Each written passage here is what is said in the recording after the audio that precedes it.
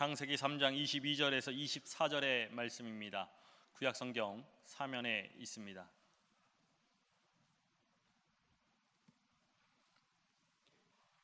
창세기 3장 22절에서 24절의 말씀을 제가 봉독해 드리겠습니다. 여호와 하나님이 이르시되 보라, 이 사람이 선악을 아는 일에 우리 중 하나같이 되었으니 그가 그의 손을 들어 우리 생명나무 열매도 따먹고 영생할까 하노라 하시고, 여호와 하나님이 에덴 동산에서 그를 내보내어 그의 근원이 된 땅을 갈게 하시니라. 이같이 하나님이 그 사람을 쫓아내시고 에덴 동산 동쪽에 그룹들과 두루 도는 불칼을 두어 생명나무의 길을 지키게 하시니라. 아멘. 할렐루야. 주의 거룩한 날, 주의 전에 나오신 여러분 모두를 축복합니다. 우리 함께 인사 나누겠습니다. 사랑합니다. 축복합니다. 아침 저녁으로 선선한 바람이 부는 요즘입니다. 무더위에 여름이 지나가고 9월 가을이 시작되지요. 여름이 다가오기 전에는 올해 이 더위는 얼마나 더울까 걱정하면서 이 더위를 어떻게 보내야 할까 염려했는데, 막상 여름이 지나가니 이 여름을 붙잡고 싶은 아쉬운 마음이 듭니다.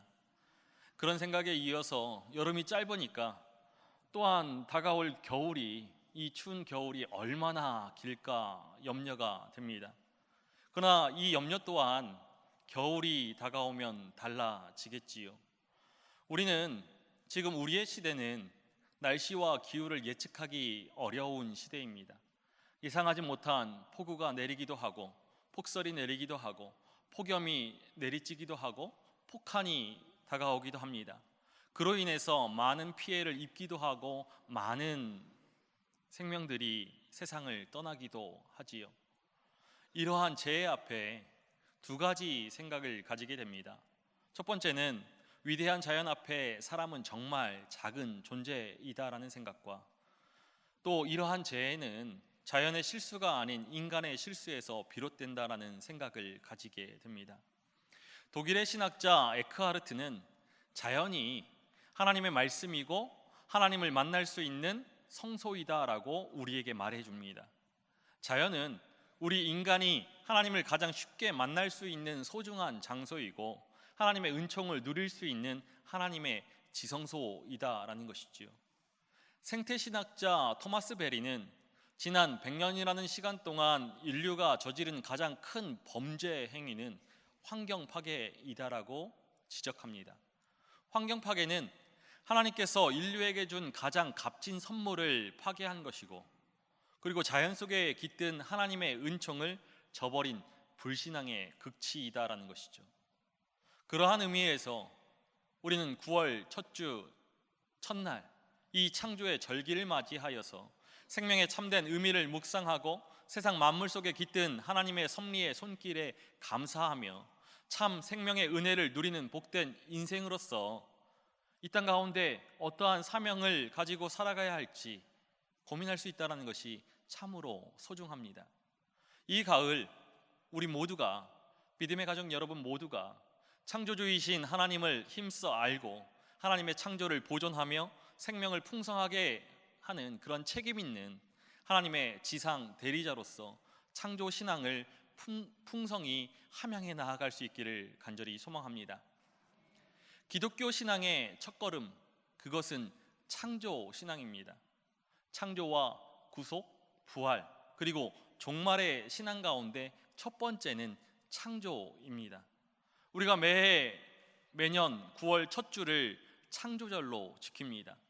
창조와 구속, 부활과 종말의 그 신앙으로 1년을 창조절, 그리고 대림절, 성탄절, 주연절, 사순절, 그리고 고난주간과 부활절, 그리고 성령 강림절의 절기로 나누어서 우리는 신앙의 훈련을 해 나아가지요.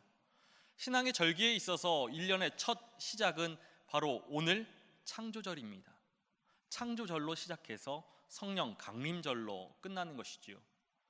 성경 66권의 첫 마디는 태초에 하나님이 천지를 창조하셨다라는 선언으로 시작됩니다. 우리는 창세기 1장 1절의 이 선언을 믿음으로 고백하면서 창조 신앙을 우리의 신앙으로 세워 나아가지요. 태초에 하나님이 천지를 창조하시니라. 이 한마디는 온 생명에 대한 하나님의 주권을 선포함과 동시에 자연의 모든 생명들이 하나님의 섭리 아래서 하나님의 생명으로 잇대어져 있음을 알려줍니다. 세상은 하나님의 창조 질서 아래 움직이는 것이죠. 하나님께서 빛과 공창과 땅과 바다를 만드시고 해와 달과 별을, 그리고 새와 물의 생물들을, 땅의 생물들과 하나님의 형상과 모양을 입은 사람을 만드셨습니다. 하나님께서 지으신 그 모든 것을 보시니 보시기에 심히 좋았더라 라고 말씀하셨죠. 하나님은 사람을 창조하시고 이렇게 말씀하셨습니다. 우리 함께 창세기 1장 28절의 말씀을 함께 읽겠습니다. 하나님이 그들에게 복을 주시며 하나님이 그들에게 이르시되 생육하고 번성하여 땅에 충만하라. 땅을 정복하라. 바다의 물고기와 하늘의 새와 땅에 움직이는 모든 생물을 다스리라 하시니라. 이어서 2장 15절의 말씀도 우리 함께 읽겠습니다. 여호와 하나님이 그 사람을 이끌어 에덴 동산에 두어 그것을 경작하며 지키게 하시고, 하나님은 사람에게 온 세상 만물을 다스리라 라고 명하셨습니다. 특별히 에덴 동산을 창설하여 그곳에서 경작하며 지키라 명하셨죠. 사람은 하나님의 형상을 입은 생명으로서 하나님의 생명이 세상의 모든 피조물 가운데 온전할 수 있도록 다스리고 지키는 사명을 부여받은 것입니다. 하나님의 형상을 입었기에, 하나님의 생기를 받았기에 그 어떠한 피조물보다도 하나님의 마음을 알고 하나님의 뜻을 헤아리고 하나님과의 관계를 맺어가면서 하나님의 창조 질서를 온 세상 가운데 나타내리라 라는 그 믿음으로 사람을 세우신 것입니다. 그래서 하나님은 우리의 사람을 하나님의 지상 대리자라고 하시는 것이죠. 이 사람이 누구입니까? 바로 아담입니다. 아담, 그 이름은 히브리어 아다마에서 왔습니다. 아다마, 이것은 히브리어로 흙을 뜻하지요. 아담이 흙으로 지어졌음을 기억하고서 인간의 연약함과 하나님의 절대성이 필요한 존재임을 뜻하는 이름입니다. 아담은 하나님의 지상 대리자이며 에덴 동산에서 경작하고 지키는 일을 하는 동산지기의 역할을 해야 하는 것입니다. 그런데 이 에덴 동산에는 그 중앙에는 두 나무가 있습니다. 하나는 생명나무이고 하나는 선악을 알게 하는 나무이지요. 하나님께서는 동산의 모든 나무의 열매는 먹으라 하셨습니다. 그러나 단 한 가지, 선악을 알게 하는 나무의 열매는 먹지 말라 명하셨죠. 먹는 날에는 반드시 죽으리라 말씀하셨습니다. 언뜻 보면 생명나무의 열매를 먹지 말라는 명령은 없습니다. 그러나 분명 선악을 알게 하는 나무의 열매는 죽음을 전제로 하여서 먹지 말라라고 말씀해 주셨습니다. 하나님의 지상 대리자로, 동산지기로 에덴 동산을, 세상을 다스리고 경작하면서 지키면서 해야 할 일은 분명한 것입니다. 하나님의 생명의 풍성함을 공급받고 생명을 누리며 모든 피조물들의 그 생명 또한 온전한 생명으로 살리는 것, 이것이 아담이 해야 할 일입니다. 그리고 단 한 가지, 선악을 알게 하는 그 나무의 열매는 먹지 않는 것입니다. 이것은 하나님과의 관계 안에서 생명의 풍성함은 누리되 선악을 분별하고자 하는 하나님의 그 위치에는 서지 말아야 함을 뜻하는 것이죠. 사람은 창조주가 아니라 지상 대리자로 세상에서 하나님의 뜻을 이루고 하나님을 찬양하는 피조물이어야 한다는 것입니다. 그러나 사람은 이러한 하나님의 뜻에 순종하지 못하였습니다. 창세기 3장의 말씀은 하나님의 명령에 불순종하였던 원죄의 이야기를 우리에게 전해줍니다. 그 이야기의 처음에 뱀이 등장하지요. 뱀이 여자에게 나타나서 유혹을 하는데 뱀은 들짐승 중에 가장 간교한 동물이었습니다. 간교하다, 이 형용사는 부정적인 말로 들리지만 히브리어 원문에는 똑똑하고 지혜롭다라는 뜻을 담고 있습니다. 간교한 뱀은 여자에게 이렇게 말을 건넵니다. 하나님이 참으로 너희에게 동산 모든 나무의 열매를 먹지 말라 하셨느냐? 뱀은 이 질문에서 하나님의 말씀을 왜곡합니다. 하나님은 원래 모든 나무의 열매를 먹으라 말씀하셨지 먹지 말라라고 말씀하진 않으셨습니다. 먹지 말라라고 한 것은 선악을 알게 하는 나무의 열매 하나뿐이지요. 적극적으로 하신 그 하나님의 말씀은 뱀은 비틀어서 부정적인 것으로 변화시켰습니다. 여자도 역시 하나님의 명령을 가감없이 전하지 못하고 과장을 덧붙여 답합니다. 동산 나무의 열매를 먹을 수 있지만 동산 중앙에 있는 나무의 열매는 먹지도 말고 만지지도 말라라고 답합니다. 그러자 뱀이 하나님께서 금지한 그 열매를 먹어도 죽지 않는다고, 오히려 눈이 밝아져서 하나님같이 선악을 알게 된다라고 말합니다. 선악을 알게 된다. 이 안다라는 말에 해당되는 히브리어는 야다입니다. 이 야다를 가리켜서 구약학자 폰 라드는 자신에게 유익한 것과 해로운 것을 스스로 결정할 수 있는 능력이다라고 이야기합니다. 피조물이 창조주인 하나님 없이도 스스로의 삶의 선과 악을 분별하여서 얼마든지 자신의 운명을 개척하고 결정하면서 살아갈 수 있는 그러한 생각을 이야기하는 것이죠. 자신의 인생에 한계를 가진 피조물이 아니라 창조주로서 자신이 주인이 되어서 자신의 삶을 결정할 수 있다라는 생각입니다. 뱀의 이러한 유혹은 직접적이지 않았습니다. 선악을 알게 하는 그 나무의 열매를 따서 건네준다거나 아니면 따먹으라고 강요하지 않았습니다. 그 열매를 먹어도 죽지는 않을 것이고 오히려 눈이 밝아진다라는 사실만 전해 주었지요. 뱀의 이 말을 듣고서 선악을 알게 하는 나무를, 그 열매를 바라본 여자의 마음이 이렇게 묘사되어 있습니다. 창세기 3장 6절 상반절의 말씀을 우리 함께 읽겠습니다. 여자가 그 나무를 본즉 먹음직도 하고 보암직도 하고 지혜롭게 할 만큼 탐스럽기도 한 나무인지라. 먹음직도 하고 보암직도 하고 지혜롭게 할 만큼 탐스럽기도 하였습니다.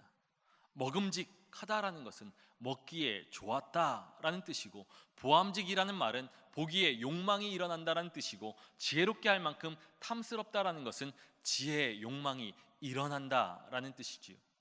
먹기에 좋았다. 이것은 선악을 알게 하는 그 나무를 바라보니 그때 여자의 마음이 좋았다라는 것입니다. 좋았다라는 히브리어는 토브입니다. 토브. 이 말은 하나님께서 창조하신 후에 하신 말씀이죠. 보시기에 좋았더라. 여자가 선악을 알게 하는 그 나무를 바라보니 그 열매가 좋았던 것입니다. 여자는 하나님께서 먹지 말라라고 명하신 그 열매를 보았는데 먹기에 좋았던 것이죠. 하나님께서 금지한 것을 보고서 좋은 마음을 품은 것, 그것은 하나님의 뜻, 하나님의 명령과는 정면으로 반대되는 것입니다. 하나님께서는 분명 먹으면 죽는다라고 말씀하셨는데 결코 죽을 것이다 라고, 죽지 않을 것이다 라고 말하였던 그 뱀의 말을 들은 여자의 선택은 하나님의 말씀에 대한 정면 도전이었습니다. 보암직도 하고 지혜롭게 할 만큼 탐스럽다, 이것은 욕망에 근거한 것이죠. 보암직하다, 탐스럽다, 이 두 가지가 나타내는 것 욕망입니다.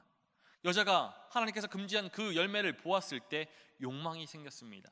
그 열매를 갖고자 하는 갈망이 생긴 것이죠. 하나님께서는 자신의 뜻을 이루기를 원하셨고 자신의 말에 순종하기를 원하셔서 사람에게 지혜와 능력을 주셨는데, 여자는 하나님께서 금지하신 것에 대한 욕망을 품었습니다. 이 순간 자신의 눈에 좋아 보이는 것에 대한 그 욕망으로 인해서 여자는 하나님과의 관계를 저버립니다.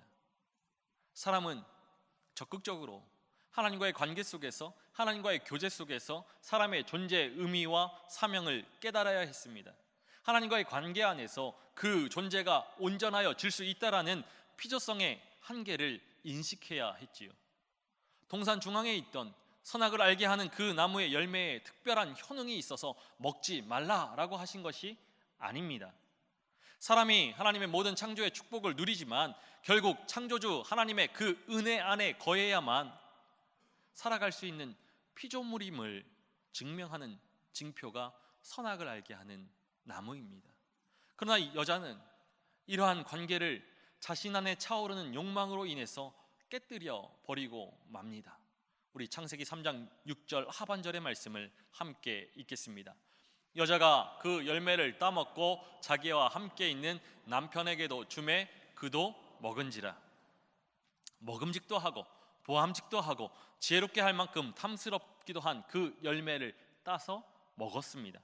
반드시 죽으리라 라는 그 하나님의 말씀을 죽을까 하노라 하면서 가볍게 여겼고, 먹지도 말라 라는 하나님의 말씀을 만지지도 말라 라고 확대하면서 자신의 욕망에 무너져서 열매를 따먹었습니다. 그 열매를 따먹고서 그 옆에서 그 상황을 지켜보던 아담에게도 주어 먹게 하였습니다. 하나님의 지상 대리자로, 에덴 동산의 동산지기로 아담은, 여자는 하나님의 명령에 순종해야 했습니다. 하나님의 형상을 입은 사람은 하나님과의 그 관계 안에서 생명을 누리며 하나님의 뜻을 이루는 에덴의 삶을 살아야 했습니다. 그러나 단 하나, 금지되었던 선악을 알게 하는 그 나무의 열매를 따먹음으로써 죄를 범하고 만 것이지요. 앞서 유혹의 말을 하였던 뱀의 말이 완전히 거짓말은 아니었습니다. 선악을 알게 하는 그 나무의 열매를 따먹은 아담과 여자가 당장 죽지는 않았습니다. 아담과 여자의 눈이 밝아졌지요. 그 눈이 밝아져서 벗은 것이 부끄러워서 무화과 나무 잎으로 벗은 몸을 가렸습니다. 이때 하나님께서 아담을 찾으십니다. 내가 어디에 있느냐? 죄는 아담을 변화시켰습니다. 내가 동산에서 하나님의 소리를 듣고 내가 벗었으므로 두려워하여 숨었나이다 답합니다. 아담은 하나님께서 가까이 하시는 것과 하나님의 음성을 듣는 것이 두려워진 것이지요. 하나님께서는 누가 너의 벗었음을 내게 알렸느냐? 내가 내게 먹지 말라고 한 그 나무의 열매를 내가 먹었느냐라고 하며 다시 물으십니다. 아담이 숨게 된 것, 벗었다라는 그 수치심이 아니라 하나님의 명령을 어긴 죄가 원인인 것이죠. 하나님의 주권을 멸시하고 그 말씀에 불순종하니 아담의 마음에 두려움이 자리 잡기 시작한 것입니다. 죄의 결과, 이 죄의 결과 관계가 깨집니다. 동산 안에서 하나님의 풍성한 생명을 공급받고 하나님과 친밀한 동행을 이루었던 관계가 깨어졌습니다. 하나님을 두려워하여 숨은 것이죠. 돕는 배필로 지어졌던 아담과 여자와의 관계가 깨어졌습니다. 아담은 여자를 정죄하고 하나님께 고발하였습니다. 그리고 다른 피조물들과, 즉 자연과 인간의 관계도 단절되어서 가시덤불과 엉겅퀴가 생산을 막았습니다. 사람의 죄로 인하여 땅이 저주를 받았고 조건 없이 누릴 수 있었던 풍성한 공급이 중단된 것이죠. 창세기 3장 16절에서 19절의 말씀이 이렇게 이야기합니다. 우리 함께 창세기 3장 16절에서 19절의 말씀을 한 목소리로 합독하겠습니다. 또 여자에게 이르시되 내가 내게 임신하는 고통을 크게 더하리니 내가 수고하고 자식을 낳을 것이며 너는 남편을 원하고 남편은 너를 다스릴 것이니라 하시고, 아담에게 이르시되 내가 내 아내의 말을 듣고 내가 내게 먹지 말라 한 나무의 열매를 먹었은즉 땅은 너로 말미암아 저주를 받고 너는 내 평생에 수고하여야 그 소산을 먹으리라. 땅이 내게 가시덤불과 엉겅퀴를 낼 것이라. 내가 먹을 것은 밭의 채소인즉 내가 흙으로 돌아갈 때까지 얼굴에 땀을 흘려야 먹을 것을 먹으리니 내가 그것에서 취함을 입었음이라. 너는 흙이니 흙으로 돌아갈 것이니라 하시니라. 에덴 동산 안에서, 그 에덴 동산 안에서의 삶은 하나님께서 먹고 마심을 보장하여 주시고 생명의 안전을 보장하여 주시며 기쁨을 누릴 수 있는 복된 낙원의 삶이었습니다. 그러나 죄로 인하여서 고된 노동을 하지 않으면 먹고 마심이 보장되지 못하고 영원한 생명 또한 허락받지 못하게 된 것이지요. 땀을 흘리며 먹을 것을 구하고 취하여야 하고 결국은 흙으로 돌아가게 되는 허무한 존재가 되고 만 것입니다. 선악을 알게 하는 그 나무의 열매를 먹으면 반드시 죽으리라는 하나님의 말씀이 이루어졌습니다. 이제 사람은, 아담과 여자는 때가 되면 흙으로 돌아가야 합니다. 흙으로 돌아갈 때까지, 죽을 때까지 끝없는 수고를 해야 하고 생명의 안전에 대한 염려를 해야 하는 유한하고 연약한 존재가 되고 만 것이지요. 우리 함께 창세기 3장 22절과 23절의 상반절의 말씀을 함께 읽겠습니다. 여호와 하나님이 이르시되 보라, 이 사람이 선악을 아는 일에 우리 중 하나같이 되었으니 그가 그의 손을 들어 생명나무 열매도 따먹고 영생할까 하노라 하시고 여호와 하나님이 에덴 동산에서 그를 내보내요. 죄로 인해서 아담과 하와는 에덴 동산에서 쫓겨났습니다. 생명으로 풍성하였던, 은혜로 넘쳐났던 에덴을 잃어버리게 된 것이죠. 본향을 잃어버리게 되었습니다. 실락원 하였습니다. 이제부터 사람은 에덴 동편에서 타향살이를 해야 합니다. 에덴 동산을 잃어버린 그 인생은 삶의 자리를 찾지 못하고 방황하는 인생을 살아야 하는 것이지요. 창세기 3장 24절의 말씀을 우리 함께 읽겠습니다.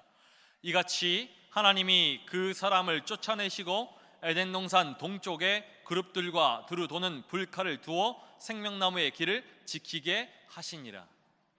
그룹과 두루 도는 불칼이 에덴 동산의 중앙에 있는 생명나무로 가는 그 길을 지킵니다. 사람이 생명나무의 열매까지 먹게 되면은 죄인인 인간이 영원히 살게 되니 하나님께서 그 길을 막으신 것이죠. 하나님과의 관계 안에서 누릴 수 있는 영생을 잃어버렸습니다. 죄에 대한 형벌로 사람에게 죽음이 임하였습니다. 인간은 아담의 이 범죄 이후에, 원죄 이후에 하나님과의 단절된 영적인 죽음, 그리고 수고하고 고생하며 서서히 죽어가는 그 육체적인 죽음을 경험하게 되었고, 그 죽음을 거쳐서 영원한 죽음에 이르게 되는 그러한 운명이 되고 만 것이지요. 우리는 흔히 인생을 광야에 비유합니다. 에덴 동산과 광야, 매우 대조적인 상황과 환경을 가지고 있죠. 에덴 동산에는 하나님의 생명이 있고 하나님의 풍성한 공급하심이 있고 안전을 보장받을 수 있습니다. 그리고 생명의 주 대신 창조주 하나님이 계십니다. 그러나 광야는 메마른 땅이어서 생명을 찾아볼 수 없고 생명에 대한 위협과 죽음이 도사리고 있습니다. 그리고 창조주 하나님이 계시지 않습니다. 이제 사람은 고통과 죽음이 지배하는 땅 광야를 배회해야 합니다. 자연과 동물들마저도 사람을 대적할 것입니다. 생명을 유지하기 위해서 고된 노동을 해야 하고 생명을 지키기 위해서 힘써 싸워야 합니다. 사람은 이제 에덴 동산을 기웃거리면서 자신의 근원이 된 땅을 갈며 평생을 살아갈 수밖에 없는 것이지요. 하나님의 생명의 그러한 풍족한 은혜를 누렸던 에덴을 소망하면서 광야에서 방황하며 유리하는 인생이 될 수밖에 없는 것입니다. 그러나 우리는 분명히 깨달아야 합니다. 이것은 회복이 불가능한 심판의 선언만은 아닙니다. 죄에 대한 엄중한 심판 가운데에도 하나님은 사랑을 베푸시는 분이시지요. 가장 먼저 죄를 범한 인간을 에덴 동산에서 쫓아내셨지만 그 에덴 동산을 주님은 없애지는 아니하셨습니다. 생명나무의 길로 회복할 그 날을 소망하며 살게 하신 것이지요. 광야라는 세상을 유리하며 살아가는 가운데 생명의 삶을 소망하고 하나님을 기억하며 하나님에게로 향하는 삶을 살도록 허락하신 것입니다. 하나님만이 우리의 생명을 온전케 하실 수 있고 생명을 회복시켜 주실 수 있는 분이심을 사모하며 살아가게 하신 것입니다. 또한 하나님께서는 아담과 하와에게 가죽옷을 지어 입히셨습니다. 가죽옷, 그것은 에덴 동산을 잃은 인생을 긍휼히 여기시는 하나님의 마음입니다. 비록 신락원한 그 인생은 방황하면서 고난과 고통 속에 어려움을 경험하겠지만 하나님의 사랑은 에덴 동산 밖에서도 광야에서도 함께 하는 것이지요. 생명의 희생을 통해 가죽옷을 입히시는 그 사랑과 또 생명나무의 길로 회복될 것을 소망하게 하신 하나님은 우리의 인생을 죽음 가운데 내버려 두지 아니하셨습니다. 어둠의 그늘 아래, 죽음의 권세 아래 신음하고 고통받는 그 인생들을 외면하지 않으셨습니다. 하나님의 사랑은 십자가 그 사랑을 통하여서 닫혀졌던 생명나무의 길을 활짝 열어주셨습니다. 우리 로마서 5장의 말씀을 함께 읽겠습니다. 먼저 8절의 말씀입니다. 우리가 아직 죄인 되었을 때에 그리스도께서 우리를 위하여 죽으심으로 하나님께서 우리에 대한 자기의 사랑을 확증하셨느니라. 10절의 말씀입니다. 곧 우리가 원수 되었을 때에 그의 아들의 죽으심으로 말미암아 하나님과 화목하게 되었은즉 화목하게 된 자로서는 더욱 그의 살아나심으로 말미암아 구원 받을 것이니라. 마지막으로 18절의 말씀 함께 읽겠습니다. 그런즉 한 범죄로 많은 사람이 정죄에 이른 것 같이 한 의로운 행위로 말미암아 많은 사람이 의롭다 하심을 받아 생명에 이르렀느니라. 그룹들과 불칼로 봉인되었던 생명나무로 향하는 그 길이 예수 그리스도의 십자가로 인해서 열린 것입니다. 하나님께서는 죄 가운데 죽어갈 수밖에 없는 그 인생을 버려두지 아니하시고 그리스도의 십자가로 용서하시고 구원하여 주셨습니다. 길이요 진리요 생명 되신 예수 그리스도를 통해서 하나님과의 그 관계가 회복해 하셨습니다. 하나님의 교제의 자리에 우리의 인생이 다시 서게 하신 것이지요. 의롭다 일컬음을 받게 하셨고 생명나무의 열매를 먹음으로 영원한 생명을 얻게 하신 것입니다. 그래서 우리는 이 광야 같은 세상 속에서 예수 그리스도를 통해 주어진 하나님의 생명을 품고서 에덴 동산의 삶을 살아갈 수 있는 것입니다. 우리의 인생이, 우리의 환경이 비록 아픔과 눈물, 고통과 슬픔 가운데 있다 할지라도 꺼지지 않는 하나님의 생명이 우리 안에 있으므로 기쁨의 삶을 살아가게 되었습니다. 세상의 길이 아니라, 죽음의 길이 아니라 생명나무의 길을 걸어가게 된 것이지요. 에덴 동산이 어떠한 곳입니까? 하나님과의 친밀한 동행이 있는 곳입니다. 에덴 동산이 어떠한 곳입니까? 생명과 기쁨이 넘치는 곳입니다. 예수 그리스도를 통해 생명의 주 대신 하나님 앞에 서게 되니 우리의 삶에 생명이 풍성하고 기쁨이 넘침으로 바로 지금 이 자리가, 이 순간이 에덴 동산이 되는 것이지요. 그래서 우리는 찬양할 수 있습니다. 내 영혼이 은총 입어 중한 죄짐 벗고 보니 슬픔 많은 이 세상도 천국으로 와도다. 할렐루야 찬양하세. 내 모든 죄 사함 받고 주 예수와 동행하니 그 어디나 하늘나라. 선악을 알게 하는 나무의 열매를 먹은 인간은 에덴 동산에서 쫓겨나 죽음의 길을 걸어갈 수밖에 없었습니다. 그러나 하나님의 사랑은 구원을 허락하여 주셨습니다. 우리의 생명을 향한 하나님의 구원의 사랑 앞에 우리는 온전함으로 서서 생명의 주인 되신 하나님을 힘써 섬겨야 합니다. 우리의 기준에서 선악을 판단하는 것이 아니라 하나님께서만 선악의 기준이 되는 믿음의 삶으로 서야 합니다. 우리의 삶의 자리가 비록 눈물과 슬픔과 절망이라 할지라도 하나님의 말씀을 절대적인 선악의 기준으로 삼고 생명나무의 길을 소망하면서 살아가야 합니다.